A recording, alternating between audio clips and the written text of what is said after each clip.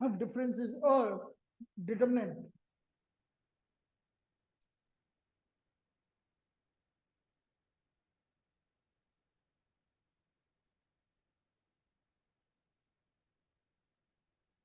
Determinant of 2 into 2 matrix.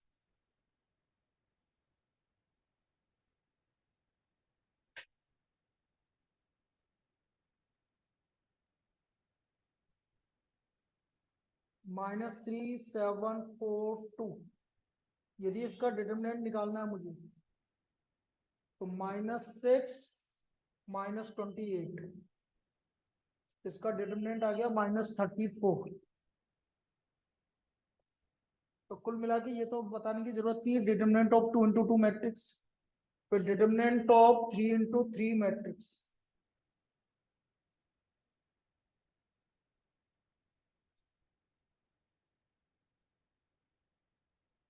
-31254 -3729। अब यदि मुझे इसका डिटरमिनेंट निकालना है तो -3 multiplied by 36 plus 6, -3 multiplied by 36 plus 6, बीच वाले का साइन चेंज, 45 प्लस 21 और प्लस 2, 10 माइनस 28। तो ये आ गया -3 into 42 -66 और -12 into 2 24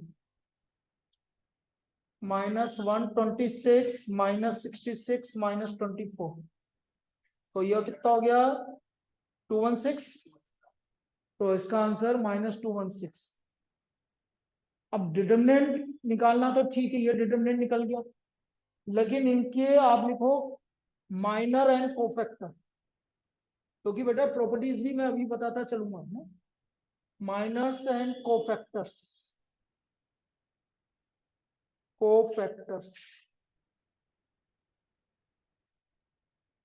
माइनर्स एंड कोफैक्टर्स। जैसे 2 into 2 मैट्रिक्स है, 4 7 -3 2। हम सबसे पहले माइनर की बात कर रहे हैं, वैसे माइनर ज्यादा नहीं पूछा जाएगा, लेकिन कभी आ गया कि माइनर क्या है। जैसे माइनर को मैंने डिनोट किया एम से, M11 मतलब इसका माइनर। तो इसकी रो और कॉलम हटा दो तो क्या बचा 2, M12 ये रहा, इसकी रो और कॉलम हटा दो -3, मतलब इसमें कोई आगे प्लस माइनस नहीं आएगा, वो माइनर होता है। M21 इसका माइनर 7 और M22 4। तो माइनर में सिर्फ इतना अंतर है। यदि मैं इसके कोफैक्टर की बात करूंगा, कोफैक्टर्स, तो कोफैक्टर में क्या होता है, जैसे कोफैक्टर को हम डिनोट करते हैं या तो C11 या कैपिटल A11, दोनों से किसी से भी डिनोट किया जा सकता। तो ये होता है -1 की पावर, ये 1 1 आ रहा है इसलिए 1 + 1 और M11, ये होता है कोफैक्टर। तो इसको हम इतना लिखने की जगह हम इन दोनों को ऐड कर लेंगे, ऐड करने पे इवन आएगा तो वही का वही लिख देंगे, और ओड आएगा तो माइनस लगा देंगे। तो ये आ गया आपका 2। अब यदि मैं M12 की बात करूं तो 1 + 2 ओड आ गया, तो माइनस ऑफ -3। फिर M2 सॉरी C12, फिर C21 की बात करेंगे तो ये भी ओड आ रहा है -7, और C22 की बात करेंगे तो +4। तो ये इसके कोफैक्टर हो गए।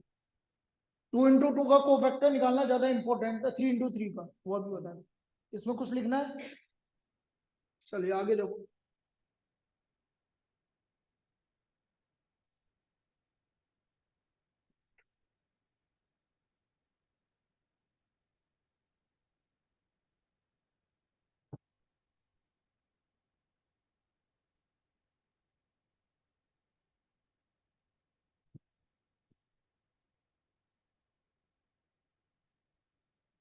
Find the cofactors of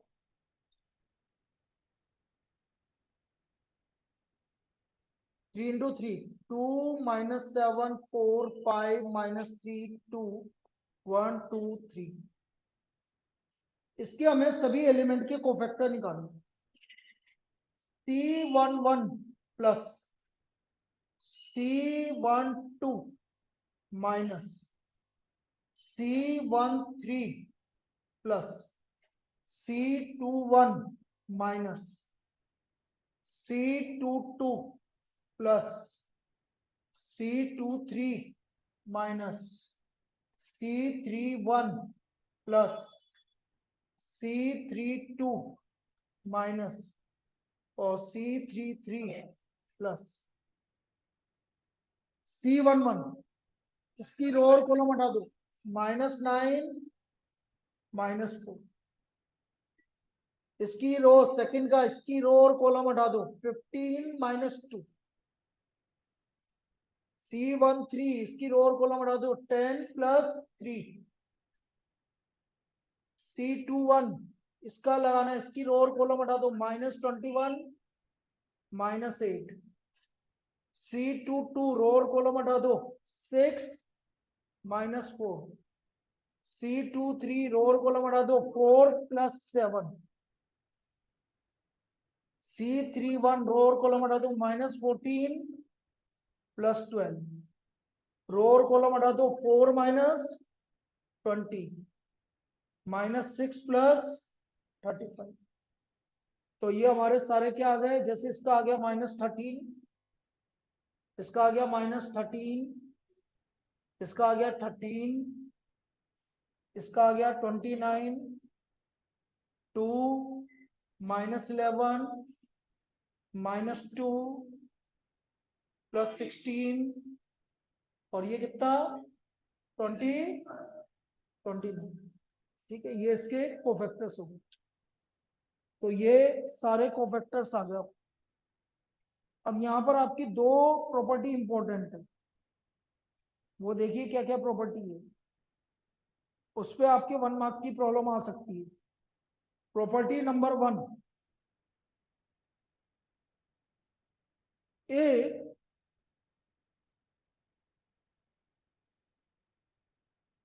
the sum of product of elements of any row,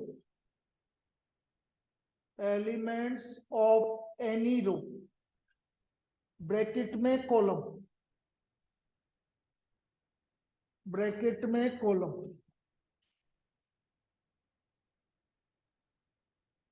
the sum of product of elements of any row, bracket में column, with corresponding cofactors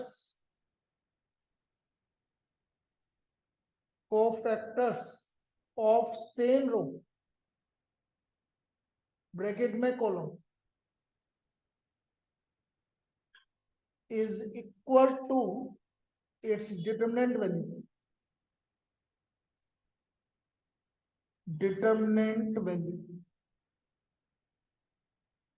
it's equal to its determinant value। ये आपकी property number 1। यदि किसी रो के element या किसी भी column के एलिमेंट को लो और उसके कोफैक्टर से मल्टीप्लाई करके ऐड करोगे तो हमेशा क्या आएगा, डिटरमिनेंट वैल्यू आएगी। जैसे एग्जांपल के लिए मैंने लिया सपोज फर्स्ट रो, तो फर्स्ट रो में A11 C11 A12 C12 plus A13 C13, ये मैंने निकाली, ये डिटरमिनेंट के इक्वल है। A11 की वैल्यू कितनी है 2, C11 की वैल्यू -30, A12 की वैल्यू -7 -30, A13 की वैल्यू 4 30, आ गया -26 + 91 + 52, कितना आया ये 91 + 26 करो 117, और ये किसके इक्वल है, डिटरमिनेंट वैल्यू। अब कोई भी दूसरी कॉलम ले लो, सपोज मैंने थर्ड कॉलम ली, इसके रेस्पेक्ट में निकाल के देखता हूं क्या आएगा, A13 C13, A23 C23 और A33 C33, A13 की वैल्यू 4 13, A23 की 2 माइनस 11, A33 की वैल्यू 329, ये आ गया 52 माइनस 22 प्लस 87, कितना आया ये 117। इसका मतलब हर केस में किसकी वैल्यू आएगा, डिटरमिनेंट के इक्वल आएगा, लिख लीजिए। तो the value is equal to its determinant. Ashi का फोन आएगा तेरे को? ना अभी।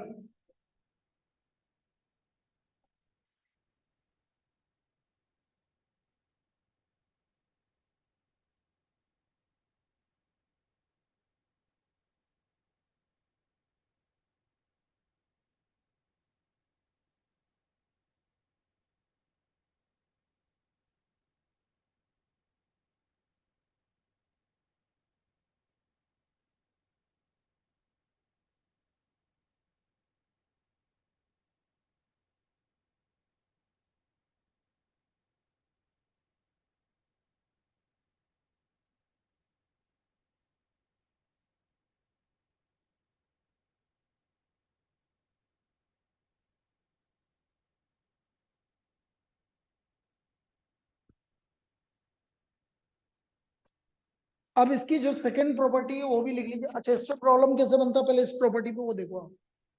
वो कुछ नहीं देगा, वो इस तरह से पूछेगा, और आ चुका है।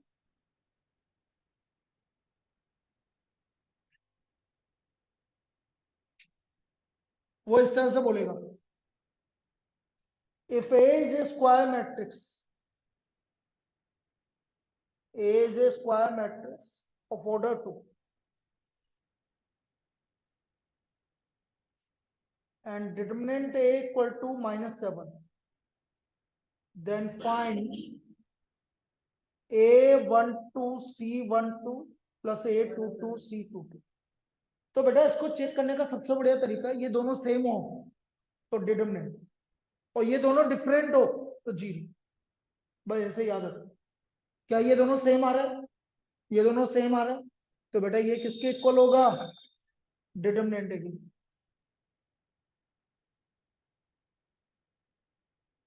और जो कि किसके इक्वल है, माइनस से। फिर एक और देखो, if A is a square matrix of order 3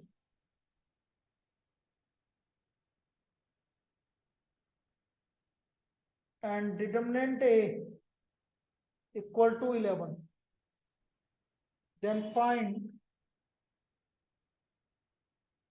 A21 C21 A22 C22 A23 C23। ये मैंने बोला दोनों सेम दोनों सेम दोनों सेम, तो answer determinant A equal to. तो ये चेक करने का ये तरीका है इसमें, ठीक है। तो ये फर्स्ट प्रॉपर्टी लिख लो यहाँ पर।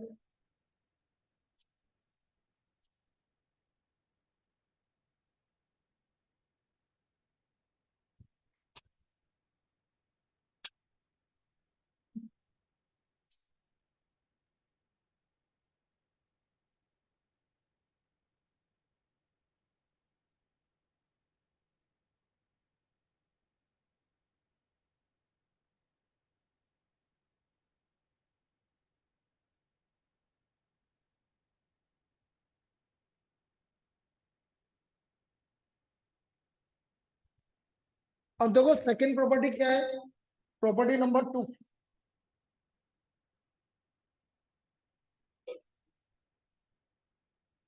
प्रॉपर्टी नंबर 2 है, the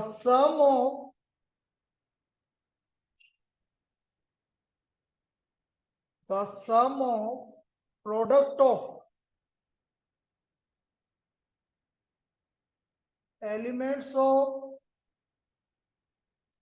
any row ब्रैकेट में column with the corresponding cofactors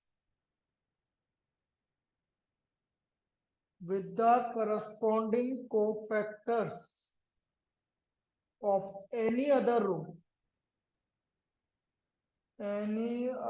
row bracket में column is always equal to 0, is always equal to 0.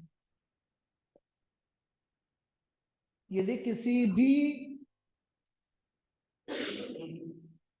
the sum of elements of any row bracket में column with the corresponding cofactors of any other row bracket में column is always equal to 0. Example, if A is a square matrix of order 3, A is a square matrix of order 3 and determinant A equal to -5, then find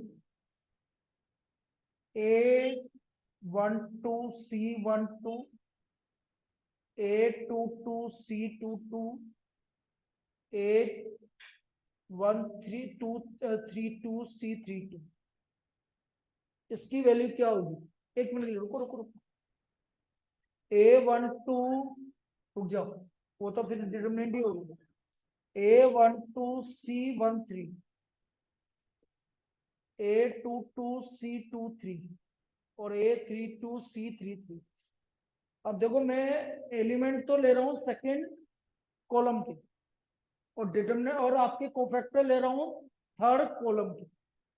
element कौन से column के हैं? Second column, 1 2 2 2 3 2 और cofactor किसके हैं? Third column. इसका determinant, इसकी value हमेशा किसके इक्वल आएगी? 0 के इक्वल आएगी, क्योंकि ये दोनों डिफरेंट है। जैसे डिफरेंट होंगे तो उसकी वैल्यू 0 की इक्वल आएगी। ठीक है,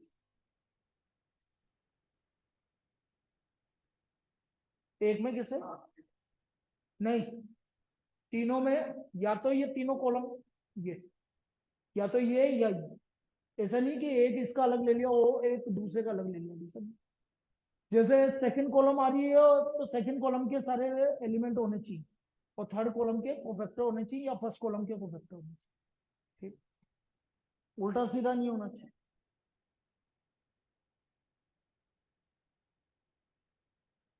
property number third,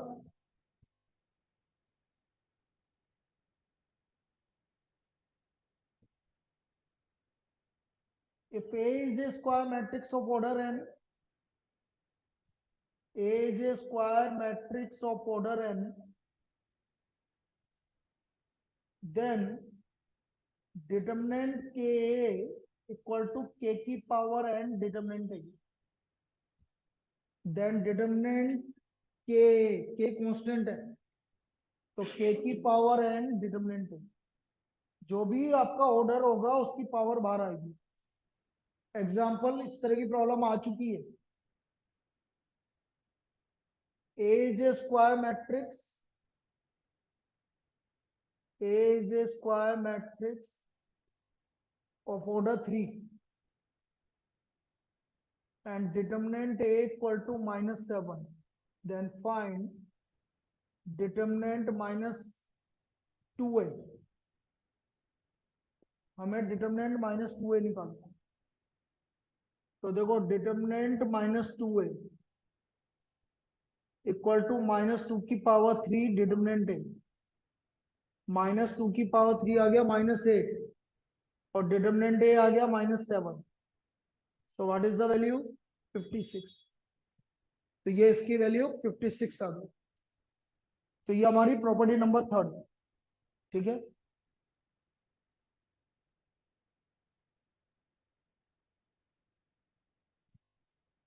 property number 4, determinant A B equal to determinant A determinant B, determinant A B equal to determinant A determinant B. ये हमारी property number 4।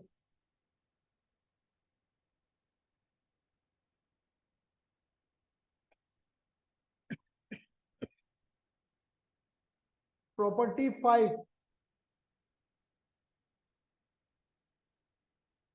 Determinant A transpose equal to determinant A, यदि आपका A transpose है, मतलब आपने सारी रो को column में चेंज कर दिया या सारी कॉलम को रो में चेंज कर दिया, तो उनके डिटरमिनेंट पे कोई फर्क नहीं पड़ता, डिटरमिनेंट सेम आएगा। तो डिटरमिनेंट ए ट्रांसपोज मतलब A rows and column, rows and column of determinant are interchanged,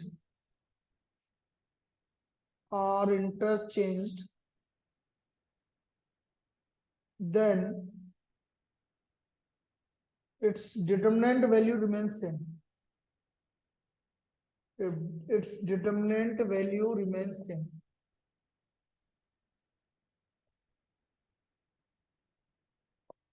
तो उसके डिटरमिनेंट की वैल्यू सेम रहती है। Property number 6, if any two row bracket में column of determinant are interchanged, determinant are interchanged, the value of determinant changes by minus sign only. The value of determinant changes by minus sign only. यदि कोई भी दो रो या column को interchange, सब एक रो को इधर चेंज कर दिया, ये एक कॉलम के ऊपर चेंज कर दिया, तो उसकी जो वैल्यू आएगी वो माइनस से डिफर हो जाएगी। जैसे एग्जांपल मैंने आपसे बोला कि A B C D E F G H I, इसकी डिफरेंट वैल्यू है डेल्टा। अब मैं क्या करता हूं, जैसे ये कॉलम 1 है, ये कॉलम 2 है, ये कॉलम 3 है, मैंने कॉलम 1 और कॉलम 3 को आपस में इंटरचेंज कर दिया। मतलब मैंने यहाँ लिख दिया सी एफ आई, इसको यहीं लिखा रहने दिया, और यहाँ लिख दिया ए डी जी। तो बेटा इसका डिटरमिनेंट का वैल्यू कितना हो जाएगा, माइनस डेल्टा। इसका डिटरमिनेंट का वैल्यू माइनस डेल्टा हो जाएगा।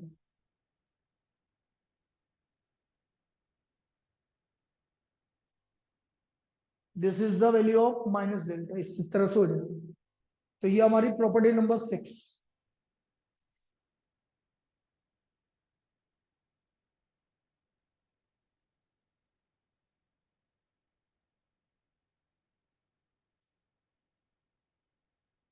Property number 7,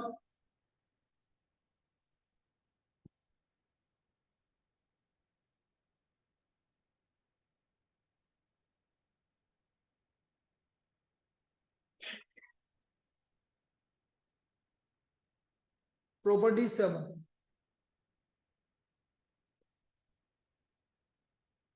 if any two rows or columns of a determinant are identical,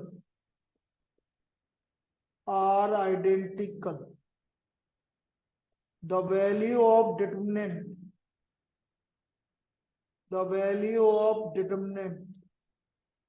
will be equal to 0,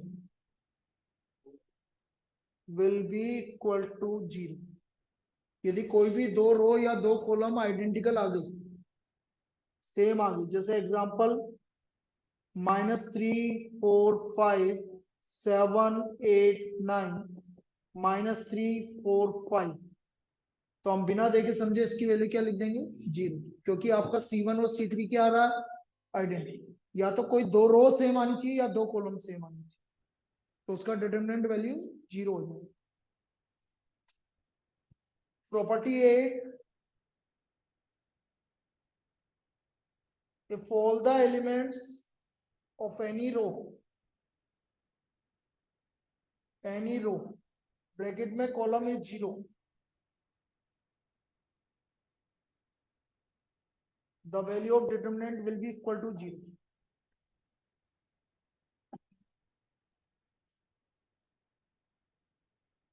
the value of determinant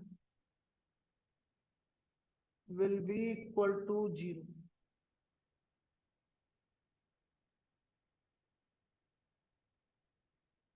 Seven minus 5 9 0 0 0 8 4 3. तो इसका वैल्यू किसके इक्वल आएगा? 0 के equal आएगा.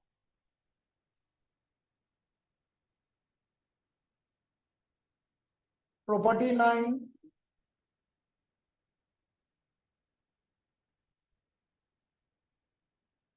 determinant of property 9, determinant of skew symmetric matrix. अरे क्या कर रहे हो? Determinant of skew symmetric matrix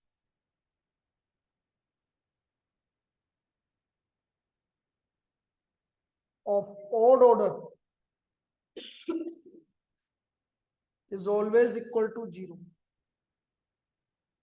Is always equal to 0. odd order का skew symmetric matrix का determinant 0 होता है. odd order का skew symmetric matrix का determinant 0 होता है. एग्जाम्पल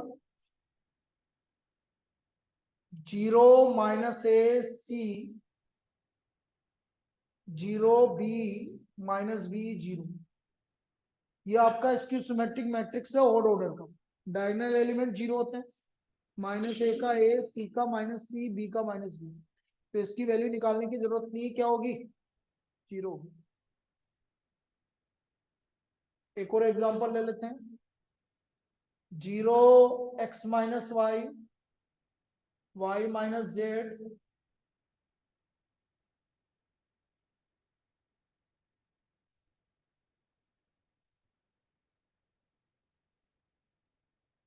इसका वैल्यू बिना देखे समझे क्या लिख दोगे? 0. देखो एक्स माइनस आई है तो वाई माइनस एक्स, उल्टा ऐसा. इसका वैल्यू 0. तो ये कुछ प्रॉपर्टी है जो सीधी सीधी डिटरमिनेंट पर है. तो लिख लीजिए.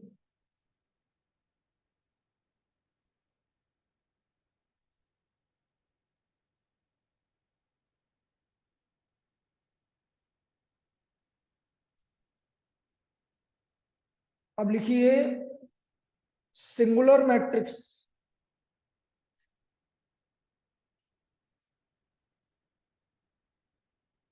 Singular matrix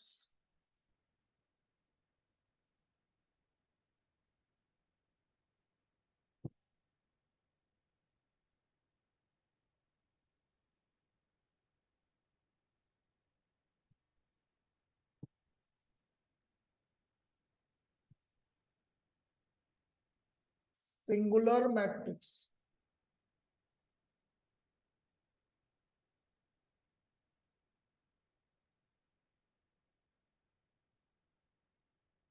matrix A, matrix A said to be singular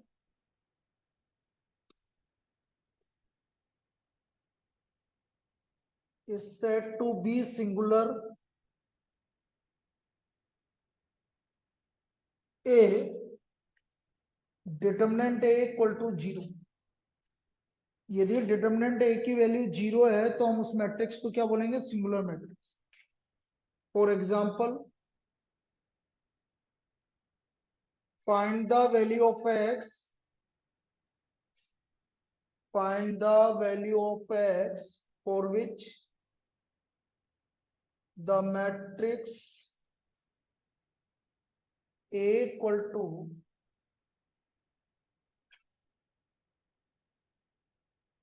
3 minus 5 4 4 2 1 x 7 minus 9 is singular. तो हमें x की वैल्यू निकालनी है जिसके लिए ये मैट्रिक्स क्या है? Singular matrix.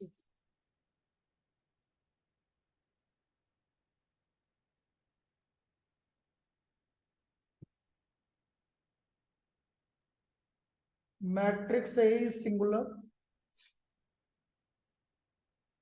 So therefore determinant A equal to 0. Determinant 3 minus 5, 4. 4 to 1, x 7 minus 9 equal to 0. 3 minus 9 minus 7 plus 5 minus 36 minus x 18 है क्या? सॉरी, इसमें अच्छा 9 की जगह 18 minus 18 minus 7 minus 5 plus 5 minus 36 minus X और plus 4 28 minus 2x equal to 0. 28 minus 2x equal to 0. अब इसको solve कर लीजिए. कितना हो गया ये? माइनस 180 और ये कितना हो गया? तो माइनस 13x. सबको ऐड करो. ये कितना आ गया? 255 आ गया ना, और प्लस 112 कितना? Minus 13x equal to 143. तो x की वैल्यू माइनस 11. ये आपकी x की वैल्यू आ गई. तो ये है आपका सिंगुलर मैट्रिक्स.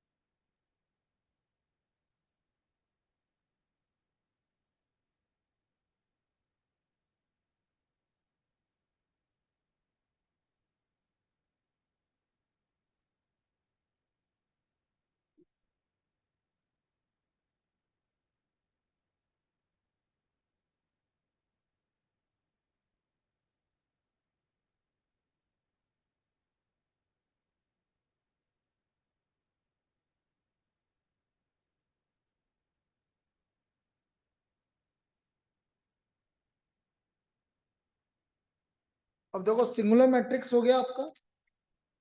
अब आ जाइए आप adjoint of matrix. Adjoint of matrix.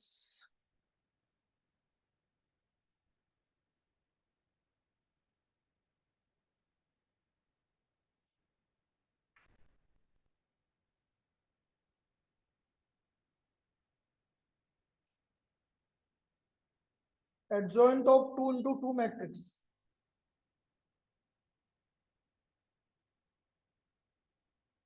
Matrix A B C D. तो बेटा जो इसका एडजॉइंट ए आएगा वो आएगा इनके कोफैक्टर और इसके बाद इसका ट्रांसपोज. जो भी इनके कोफैक्टर आएंगे उनको निकाल के उसका ट्रांसपोज. अब जैसे मैं बात कर रहा हूँ C11 आ रहा है हमारा प्लस डी. C12 आ रहा है माइनस सी माइनस बी. और C22 आ रहा है डी ए. तो हमारा जो एडजॉइंट ए आया है इसका डी माइनस सी माइनस बी ए का ट्रांसपोज. तो जब हम ट्रांसपोज कर रहे हैं तो डी माइनस सी माइनस बी ए. तो 2 into 2 का देखो डायरेक्ट भी कर सकते हैं अपन. जो डायगोनल एलिमेंट है उनको इंटरचेंज कर दो और इसको माइनस से मल्टीप्लाई कर दो. तो ये आपका 2 into 2 का डिटरमिनेंट है, एडजॉइंट होगी।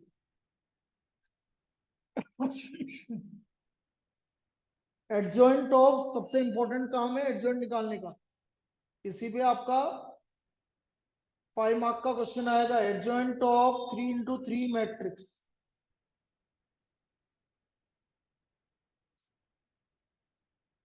A equal to -3 4 2 7 1 -5 2 -1 4। अब अपन इसका एडजॉइंट निकाल रहे हैं। C11 प्लस 4 -1 C12, ये ऐसे लिखना क्योंकि इसी के भी मार्क्स मिलेंगे। -1 कितना है 28 plus -38। C13 plus -7 -2 -9। C21 -16 plus 2 -18। C22 plus -12 -4 -16। C23 minus कितना आ गया 3 -8 plus 5। C31 plus -20 -22। C32 minus कितना हो गया 15 -14 -1। और लास्ट C33 प्लस कितना हो गया -3 -30। तो ये सारे कोफैक्टर निकाल लिया। अब इनको निकाल के इनको अरेंज कर दो तो ए आ गया हमारा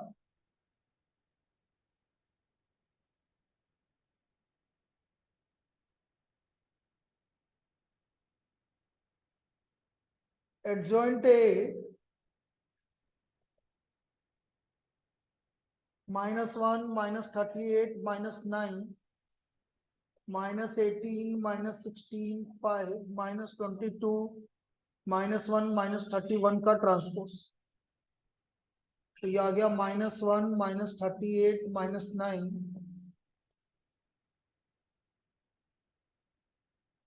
दिस इज एडजॉइंट। ये हमारी एडजॉइंट है। इस तरह से हम इसका एडजॉइंट निकालें।